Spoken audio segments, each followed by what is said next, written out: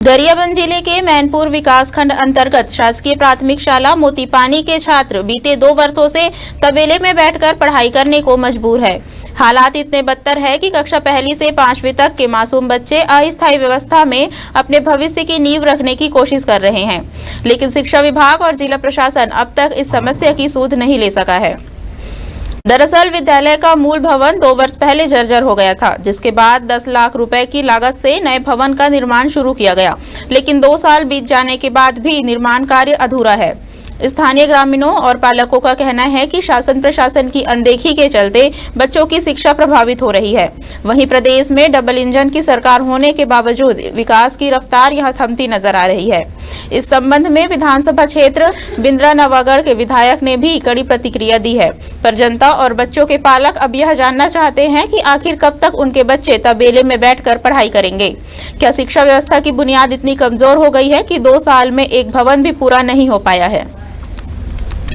2 साल से पढ़ रहे हैं। कितना दिक्कत होता है बारिश? बहुत दिक्कत होता है। और बारिश होने से कितना परेशानी होता है? पढ़ाई में बारिश होता है तो यहाँ पर भर जाता है। पानी 2 साल से पढ़ रहे हैं, यहाँ बहुत मजबूर है। यहाँ पर सब बच्चे आते हैं तो वहाँ तक बढ़ते हैं।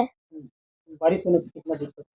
बहुत दिक्कत होता है, यहाँ भी पानी भरता है, वहाँ भी पानी भरता है। बहुत दिक्कत होता है। 2 साल से पढ़ रहे हैं। बारिश होने से कितना दिक्कत? बहुत दिक्कत होता है। बारिश होता है तो यहाँ घुस जाता है। पानी। स्कूल भवन क्या होता है? पुराना स्कूल क्या हो? चटक गया है ऊपर, इसीलिए आप पढ़ रहे हैं। हाँ। 2 साल से ऊपर हो गए हैं क्लास लगाते, और यहाँ 42 बच्चे हैं। बहुत परेशानी हो रहा है, बच्चे ज़्यादा हैं, जगह कम है, इसलिए नौनिहाल बच्चे इसी तबेले में पढ़ाई करने को मजबूर हैं। हम इस वक्त मौजूद हैं मैनपुर विकासखंड के शासकीय प्राथमिक शाला मोतीपानी में।